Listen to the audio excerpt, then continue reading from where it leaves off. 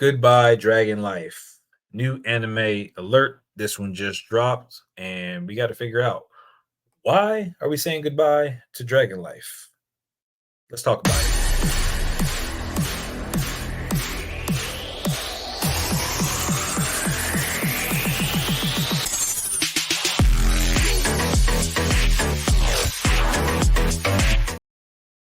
Welcome back, Geek Variant. So we're talking about Goodbye, Dragon Life. This is about a dragon who was a dragon. Don't know if he was evil dragon, minding his own business dragon, whatever. He's getting defeated by a hero at some point in time, which he's probably a villainous dragon in some type of way, and was reincarnated into a human child, like a baby. Like he was woke up, being born, bam, here he is. This is your mom, this is your dad, this is you.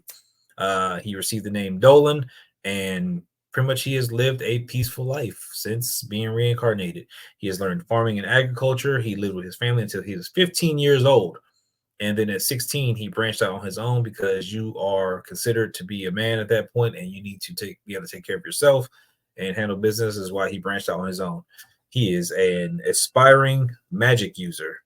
Uh, so he is using magic to some capacity, and he is again all the kind of tricks of the trade. I guess some stuff that he learned while he was a dragon. Some of that stuff is still prevalent. I don't know how much of it is from when he's learned as a dragon versus how much he is learning from a magician that's there, so a magic user that's there, is kind of teaching him some stuff as well. So all that come into play. But other than that, he's chilling. He's got friends. He's got family. He's good to go. But something happened at the nearby lake. I guess some lizards and stuff like that were going missing. So of course he's a dragon. He likes lizards. Kind of he wants to go look out, see what's going on, possibly, and see what the deal is. So in the process of him going to check that out, he ends up coming across. I think we see Christina is introduced. She's like a noble warrior. It looks like she's got white hair, and intro. She's going to be one of the main, one of the primary characters, probably recurring character throughout the nature of the show. And but it comes across there, and he's more or less just trying to figure out how to keep everybody in his life happy and taken care of. Like he's just taking care of people. So bringing them fruits, vegetables, fish, whatever. So he finally goes to investigate the lake and see what's going on. And in the process of investigating the lake, he ends up running into a lamia. This is basically a woman. She tells the story so that her name is Selena. She is a woman, lamia, or she was born the way she is, or that. So she's got a snake body, think Medusa type stuff, snake body, so that the top half is human. So, and she explains how it was a curse that was passed down to throughout the women of their clan, their lineage, or whatever, and they can only have more lamia for that. And like they are all female species. Well, they can't only have it. They can only have lamia as a female, so that if she is able to find a husband who is strong enough, so that there is a chance that she can produce a male, and if she does produce a male, that child will be of the father's background. But the thing is, if she goes to kiss or make babies or whatever, her bodily fluids, all of her bodily fluids contain poison in some type of way. So she has to find someone who is strong and resistant to poison to be a husband. So that is something that she is out looking for on her more or less adventure, and she's trying to figure that out. Now, in the process of this, we end up having an elemental, like a mud elemental, earth elemental, kind of come up, and he's wreaking havoc. And apparently, he's probably the one that caused the problems with the lizards. So of course, Dolan is like, "All right, we got to handle this. Do you got anything that you can do?" And she's like, "Well, I got this one of my people that kind of works." So she started reciting marriage vows, and he's like, "I don't think that's right."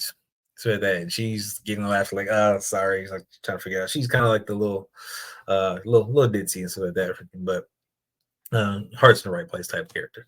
But she ends up summoning like this, kind of rap spell that is able to hold it for a while so he can get in position and he can start channeling his magics with that. And he uses a sword, so he ends up channeling his magic and going through and probably being a dragon at some point. He's learned several sword skills through watching various heroes come and try and take him out till one finally took him out. So that's been practicing for 16 years and stuff. Like it looks like he's just got natural ability because he ran through the sword, came up with the slice, imbued some magic into it, and bam, slice the elemental in two, plop. So it was like, cool, it was great. He took him out with that, and he's going to continue on his journey of whatever that is, which doesn't look like he's doing anything. It looks like he's just kind of chilling at his village. And she's, Selena is actually the one with the journey to go find a husband. And he even tells her once they finish everything and she's all covered in mud, he gets her cleaned up and they kind of share their stories.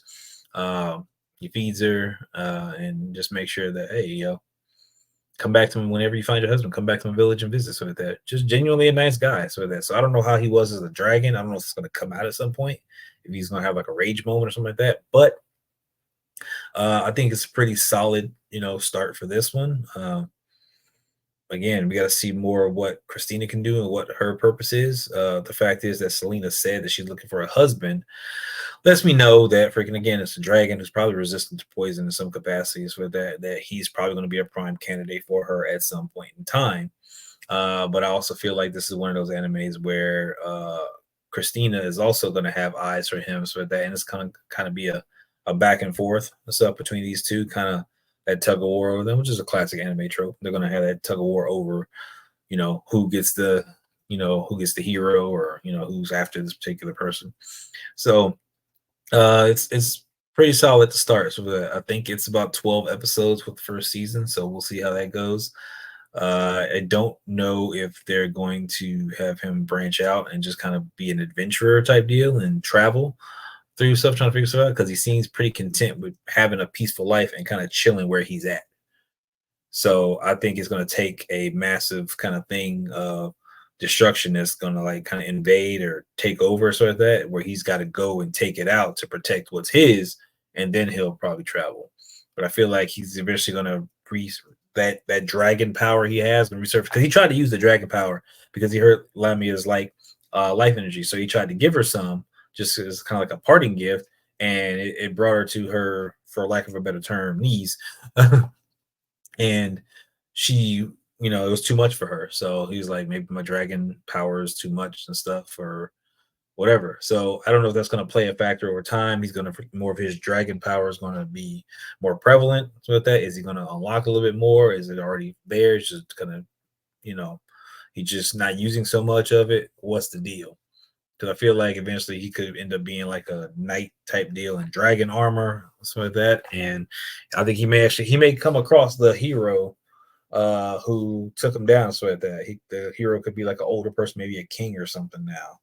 And he may come back across him at some point, like, hey, you were the one that took me out, but maybe he's like a crappy ruler, so he gets to go and flip the script, and now I get to take you out, some kind of thing.